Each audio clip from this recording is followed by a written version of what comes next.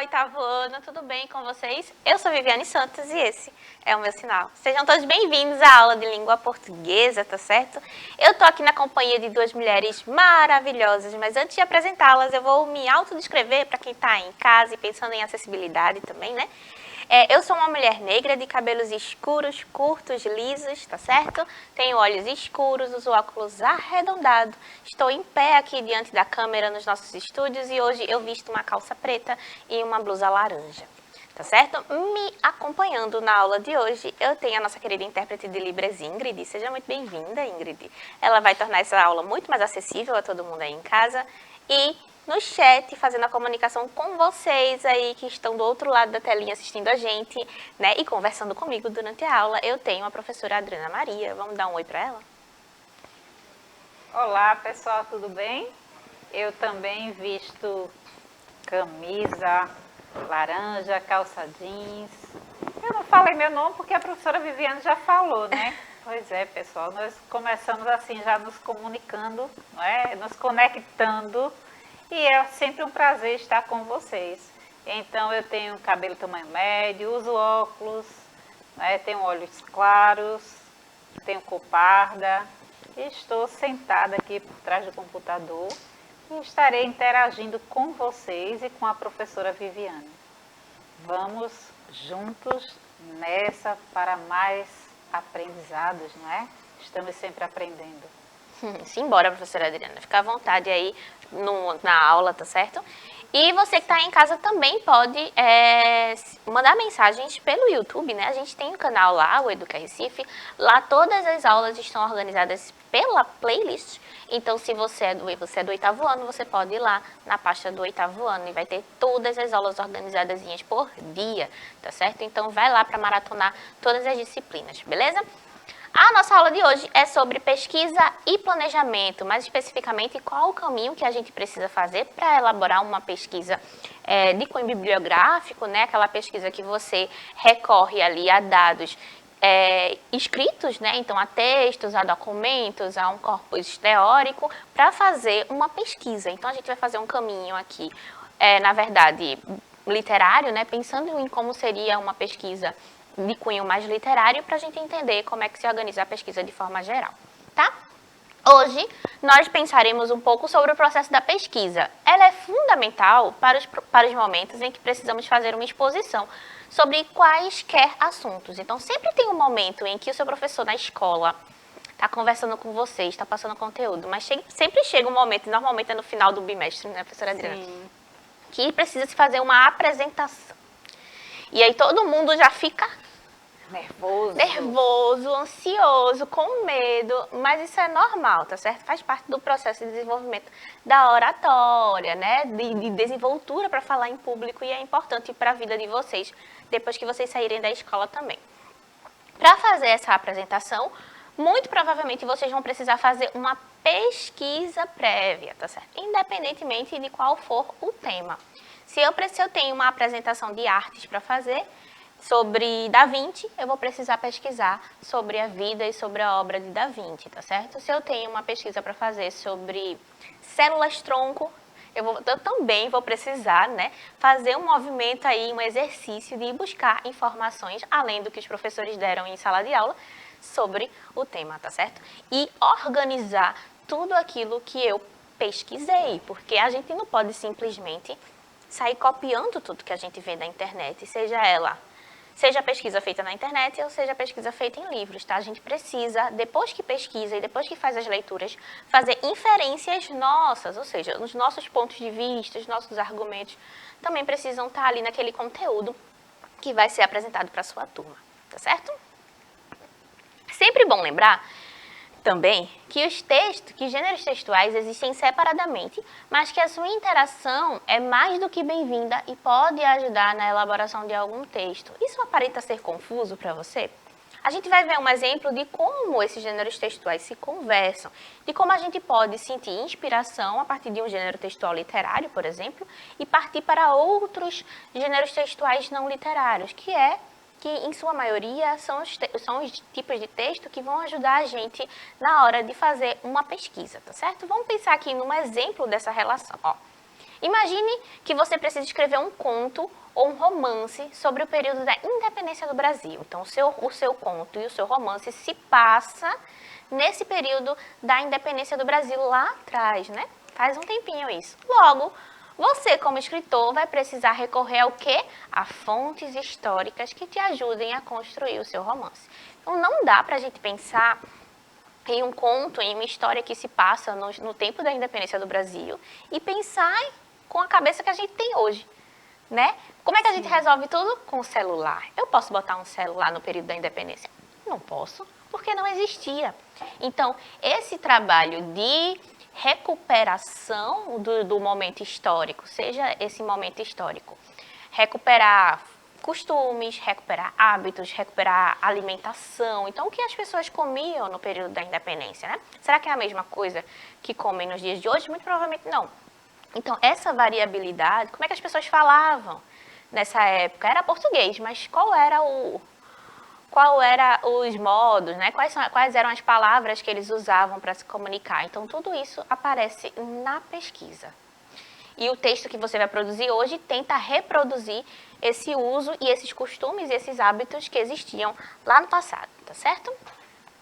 Por ser um texto que recupera um pouco dessa história verídica, né? O fato, assim, o que é verídico na história é se passar no período da independência do Brasil. Então, é claro que é uma história inventada, mas eu preciso que o meu pano de fundo tenha elementos que referenciem esse período histórico. Então, alguma coisa vai precisar ali ser crível, né? Alguma coisa vai precisar ter conversa com a realidade. Com toda a liberdade do texto ficcional, justamente o que eu estava falando, porque o texto, ele é ficção, ele é inventado. Mas, se você faz essa recuperação histórica, você vai precisar ter essa alusão. Certo? Você precisará se aproximar do contexto histórico da época do reinado. Então, o que aconteceu no período do reinado de Dom Pedro I, né? Quais são os elementos que eu posso trazer para o meu texto e que vai fazer sentido? Quais eram as questões políticas em voga? Então, qual era o contexto histórico desse primeiro reinado, né? Quais eram os conflitos políticos que existiam entre Brasil e Portugal, por exemplo, para que o Brasil quisesse a independência? E assim sucessivamente. Você vai precisar fazer essa pesquisa histórica. Eu também preciso pesquisar as vestimentas e a moda. O que as pessoas usavam de roupa? Será que elas usavam a mesma roupa que a gente hoje? Muito provavelmente não. Várias saias enormes, vestidos pesados, roupas quentes, né? Que hoje a gente não usa tanto. A gente gosta de uma roupa mais levinha, né? Os hábitos, então, que horas costumavam dormir, que lugares eles frequentavam, o que costumavam comer, como eram as conversas, tudo isso você vai precisar pesquisar se for fazer um texto fazendo essa recuperação, tá? Isso aqui é só o caso do nosso exemplo. O que mais? Desenvolvimento tecnológico e econômico. A gente sabe que não, era muito diferente o desenvolvimento tecnológico de hoje, né? Não existia câmera, por exemplo. Essa aula nem seria possível, professora Adriana. Então, a gente sabe que a tecnologia naquela época tinha um outro formato. E as angústias sociais da época.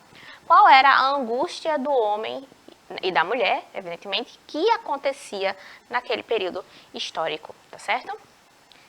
Para tentar entender como se dá essa imersão em épocas diferentes da nossa, a gente vai ler um trechinho de um romance de José de Alencar, intitulado Senhora, para tentar fazer esse reconhecimento dos hábitos e dos costumes que as personagens exercem, tá? Esse romance é do século XIX e vai ajudar a gente a fazer esse reconhecimento, essa percepção sobre os hábitos que eram daquela época e que hoje já não se faz uso, tá certo? Vamos embora. Vamos ler o trechinho do livro intitulado Senhora.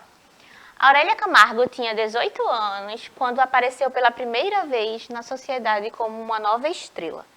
Tornou-se a deusa dos bailes, a musa dos poetas e o ídolo dos noivos em disponibilidade. Órfã na época, ela tinha por companhia Dona Firmina, além do Lemos, seu tio e tutor, mas que não exercia muita influência sobre a moça. Muitos adoradores também a cercavam, mas a estes regia unicamente com indignação e revolta. Aqui a gente já tem um prelúdio da história. A gente tem a Aurélia Camargo, que é a nossa protagonista, ou seja, é a personagem principal da história. E a gente tem o ambiente que a cerca, né? A gente tem aí uma espécie de baile em que a Aurélia Camargo foi apresentada para a sociedade. Então já é um ritual de como, dos eventos que aconteciam sociais, como as pessoas costumavam interagir naquela época. Continuando no nosso texto, ó, no dia seguinte, a uma balada, cansada e com um ar de tristeza, Aurélia preparava-se em seu íntimo para decidir todo o seu futuro. Afinal, naquela época, o futuro feliz ou infeliz de uma moça era decidido pelo casamento.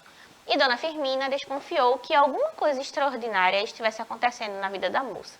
Estava pensativa e sentimental quando perguntou quem seria a mais bonita, a Amaralzinha ou ela. Então aqui a gente tem um conflito interno sendo mostrado na cabeça de Aurélia, que era justamente não saber se ela tinha sido a moça mais bonita do baile ou se tinha sido a Amaralzinha.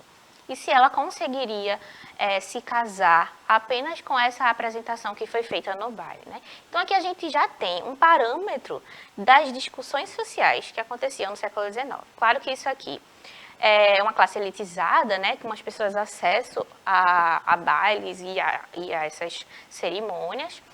Isso não acontecia com todo mundo, mas a história conta a história de pessoas privilegiadas. Então, a gente tem aqui uma estrutura que foi criada, hábitos dessas pessoas do século XIX, e a gente tem a nossa protagonista com os seus conflitos internos. E a gente consegue perceber muita coisa com relação à época em que o texto se passa, né? Senhora conta a história de Aurélia Camargo, uma jovem pobre que deseja se casar com Fernando Seixas. Contudo, Fernando decide se casar com Adelaide Amaral, jovem rica e a quem dariam a ele um futuro promissor. Então aqui a gente também já tem o dilema das personagens sendo apresentados, né? O tempo passa e Aurélia herda uma fortuna de seu avô. Dessa forma, Aurélia consegue comprar a companhia de Fernando como vingança.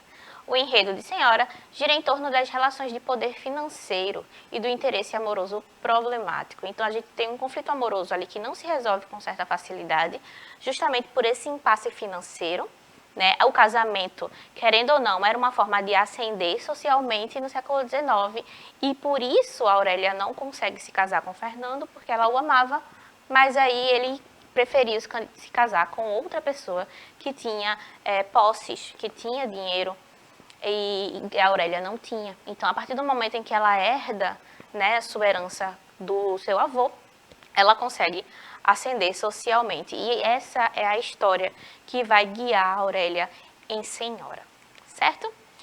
A gente vai perceber alguns hábitos, né, que ajudam a entender a sociedade naquele período. Isso é dado pelo texto em si, mas é também dado por pesquisa que eu fiz a posteriori, né, depois da leitura do texto. Então, é interessante para a gente perceber como um texto que é literário, né, e tem todo o recorte da literatura, que a gente já viu também a diferença entre o texto literário e o texto não literário, vai ajudar a gente no processo de pesquisa. Ele pode fornecer as dicas, né, as coisas que a gente precisa prestar atenção para ir atrás e pesquisar, tá? O primeiro tópico em que o texto ajuda a gente a pensar numa pesquisa são os hábitos que ajudam a entender a sociedade urbana daquela época do romance. Entre eles, o da apresentação social, que é um fenômeno bastante curioso, né? Então, a pessoa que a gente nasce criança, né? E criança a gente brinca, vai crescendo e chega um momento da vida em que a gente precisa ser apresentado para a sociedade. Essa coisa também não existe mais tanto, né? Hoje em dia todo mundo está na rede social, todo mundo já se apresentou bem mais cedo. Mas olha lá, no século XIX a gente tinha um fenômeno da apresentação social, que é quando a Aurélia Camargo, e aqui é um trecho do livro, né? A Aurélia Camargo tinha 18 anos quando apareceu pela primeira vez na sociedade como uma nova estrela. Então, desse trecho especificamente, a gente entende a importância que isso tinha para o fenômeno social, para o corpo social, né? Ser apresentado para todo mundo. Era comum que as moças fossem apresentadas à sociedade, para que despertassem interesse e participassem da vida social a partir de então. Então, a partir desse momento em que elas, com 18 anos, né, eram apresentadas à sociedade, é como se elas estivessem falando que agora elas estão vivendo em sociedade. Então, elas passam a frequentar os bailes, elas passam a ser mostradas socialmente e se mostram disponíveis também para o interesse amoroso ou para o casamento. Certo? Essa vida social era muito exercida pelos bailes, pelas relações possíveis oriundas desses encontros. Então, a partir do encontro que as pessoas tinham no baile, as relações sociais eram fechadas, né? As amizades eram feitas, as parcerias comerciais eram feitas. Então, a gente tem um trecho do livro que corrobora com esse tópico, que é: tornou-se a deusa dos bailes, a musa dos poetas e o ídolo dos noivos em disponibilidade. Então, a Aurélia, ao ser apresentada, ela chama a atenção dos homens disponíveis naquele momento e passa a ser idealizada e desejada por todos eles, tá?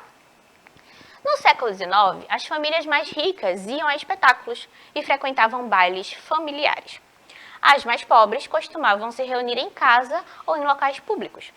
Toda a população das cidades participava de festas religiosas ou populares. Elas eram um ponto de encontro de parentes e conhecidos que se reuniam para contar os fatos do dia. Os eventos aconteciam durante o dia, quando ainda havia luz solar. A eletricidade só surgiu no Brasil no final do século XIX.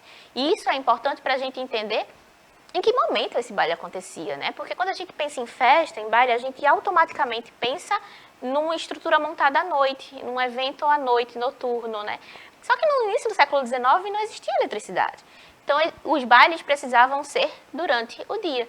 E a gente só consegue fazer essa analogia entre um baile noturno, que na verdade era um baile diurno, por meio da pesquisa, porque o livro não te dá essa informação. Então, a gente uniu aqui o que o texto literário te dá como informação do século XIX e o que a pesquisa feita com outros tipos de texto, e aí a gente tem artigo científico, a gente tem artigo de opinião, a gente tem textos de jornais, notícias, reportagens, tudo isso vai corroborar com a pesquisa científica, tá certo? Esse trechinho aqui é da Célia Tavares, que é professora de Ciências Humanas da UERJ. Então, ela está explicando ali mais ou menos como aconteciam os bailes e como as moças, independente de serem abastadas ou mais pobres, tinham de ser apresentadas para a sociedade nesses bailes, que poderiam ser grandiosos ou bailes mais caseiros, certo? Outro trecho do livro, ó, ela tinha por companhia a Dona Firmina, além de Lemos, o seu tio e tutor. Normalmente, algumas pessoas eram responsáveis por a apresentação da moça diante da sociedade. Aqui nós temos a dama de companhia, que era a Dona Firmina, e também o seu tio, né, o Lemos, que era o tutor responsável pela guarda de Aurélia. Tá? Embora a leitura de uma obra literária possa nos ajudar muito na construção de uma pesquisa, é crucial que saibamos utilizar fontes mais historiográficas. Como eu fiz aqui, buscar em outras fontes um recorte teórico e, de preferência, de um argumento de autoridade, ou seja, de algum pesquisador da área, não importa a área, se é humanas, exata, saúde, há sempre especialista, né, sobre o tema. Então, busque a voz de um especialista para que o argumento de autoridade valide mais fortemente o seu texto, tá certo? E aí o processo que eu fiz? Quando eu fui fazer a pesquisa sobre o século XIX, sobre a sociedade que envolvia o Romance de Senhora, primeiro eu coloquei num site de pesquisa, olha, hábitos e costumes do século XIX. E aí tem uma lista das coisas que apareceram para mim como pesquisa. A gente bem sabe que a pesquisa, ela não é universal. Então, se eu pesquiso uma coisa, a professora Adriana pesquisa a mesma coisa e Ingrid pesquisa a mesma coisa, é possível que apareçam resultados diferentes para nós três. Porque o computador, ele é uma maquininha que vai entendendo quais são as suas prioridades, né? O que é que Viviane gostaria de ler, que é diferente do que a Adriana gostaria de ler, que é diferente do que Ingrid leria. Então, tudo isso é feito pelo computador. Mas, com certeza, pode ser que haja pontos em comum na pesquisa, que é o resultado dela aqui, que está no slide, tá certo? Então, essa aqui foi o resultado da minha pesquisa sobre hábitos e costumes do século XIX. E foi assim que eu comecei a fazer a curadoria das informações que eu traria aqui para vocês. E é assim que, muito provavelmente, você deve começar uma pesquisa também, tá? Ao selecionar um conteúdo online para leitura, é importante que se faça uma separação daquilo que constará na pesquisa final e aquilo que pode ser descartado por você. Então, depois que você fizer a leitura do seu material aí em casa, selecionei os textos que eu vou ler. Tá, massa, li tudinho. Vou usar tudo? Provavelmente não, tá? Primeiro a gente faz uma seleção daquilo que está no texto que pode ser usado pela gente. Então, normalmente a gente grifa, ou faz uma síntese, ou faz um fichamento. Estava tentando lembrar a palavra fichamento. A gente faz um fichamento, a gente recorta do texto os trechos em que a gente pode citar, tá certo? Dando a devida autoria do trecho que foi recortado, tá? Você não pode usar o trecho de uma outra pessoa dizendo que é seu. Então, você faz a sua devida citação, tá certo? Por exemplo, para pesquisar sobre os hábitos e costumes do século XIX, eu associei diretamente ao livro de Alencar na minha pesquisa, né? Consequentemente, apareceram algumas pesquisas que já vinculavam o livro de Alencar aos hábitos e os costumes do século XIX, como essa pesquisa aqui, como esse trabalho aqui que eu achei, a representação social da mulher em Senhora, de José de Alencar. Então, ele também serviu como fonte para a minha pesquisa. E é esse trabalho de curadoria das informações, ou seja, de seleção das informações, que você vai precisar fazer aí em casa para elaborar a sua pesquisa. Um ponto que precisa ser muito bem trabalhado na pesquisa é o seu objetivo. Qual é o objetivo da pesquisa que você está fazendo? Ou seja, o que você almeja alcançar ou entender sobre o tema que você pesquisou. Tá certo? O que é que eu quero falar com a minha pesquisa sobre o século XIX? Sobre como era a visão dos autores sobre esse período, como era o comportamento feminino ou como era o comportamento social diante de uma mulher de 18 anos que estava se apresentando ali para a sociedade. Então, eu consigo, ao traçar o meu objetivo, entender o que o meu texto vai produzir e o que ele vai gerar para as outras pessoas de conhecimento. É sempre bom que a gente tenha informações novas para dar no nosso texto, né? Ninguém quer ler uma coisa repetida e repetidas vezes. Mas, caso você não consiga elaborar muita coisa nova, se tiver uma coisa ou outra que já seja diferente de tudo aquilo que foi produzido, já vale a pena, tá? Por exemplo, se a pesquisa for sobre o comportamento social do século XIX, que é o que eu estava pensando, né? Eu poderia fazer 2 perguntas e essas 2 perguntas guiariam os meus objetivos, ó. Como se dava o comportamento das jovens solteiras do século XIX, como as relações de poder se relacionam com o dinheiro no século XIX. Na verdade, relações de poder se relacionam com o dinheiro até os dias de hoje, né? Mas isso fomenta a relação ali de Aurélia com Fernando, né? Como o dinheiro influenciou no amor que eles estavam tentando viver ali. Então, para a história de Senhora, isso é bastante importante. É crucial que um leitor da sua pesquisa saiba muito claramente qual era o objetivo quando você a realizou.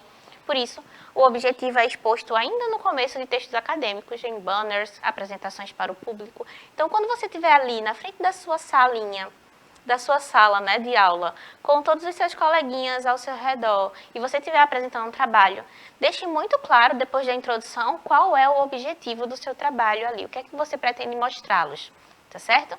E aqui a gente tem a estrutura de uma apresentação de trabalho. O que é que eu preciso ter para que ele seja coerente, para que ele tenha sido bem feito? Ó, primeiro uma introdução, e a gente vai ver parte por parte, tá? Objetivo, material e metodologia, resultados e conclusão. Bora lá entender parte por parte. Na introdução, indo direto ao ponto, introdução é o início de um texto. Ela tem o intuito de introduzir o assunto que será abordado pelo autor. De forma simplificada, a introdução, além de informar o conteúdo dos parágrafos seguintes, também precisa motivar o leitor a continuar a leitura. Ou seja, ela é um convite para que o texto seja lido até o final. Então, na introdução, eu vou dar características iniciais do meu texto, vou falar um pouquinho sobre ele e vou chamar o leitor para essa leitura. Então, olha, eu vou falar aqui sobre os hábitos do século XIX, vem ler comigo, tá certo? É um convite inicial. E a gente tem o objetivo, ou seja, por quê, com que intenção esse texto foi criado, né? Como é que ele se justifica, qual é o objetivo que eu pretendo passar para as pessoas, de novo, com relação a esse tema, tá certo? Depois a gente tem o material e a metodologia. O material diz respeito ao corpus. O que é o corpus? É o objeto o qual se estuda. Então, se eu vou estudar o livro Senhora, de José de Alencar, ele é o meu corpus, ele é o meu material de estudo. E a metodologia é a forma como eu estudo aquele material. Então, se eu vou usar apenas em uma pesquisa historiográfica, bibliográfica, essa é a minha metodologia.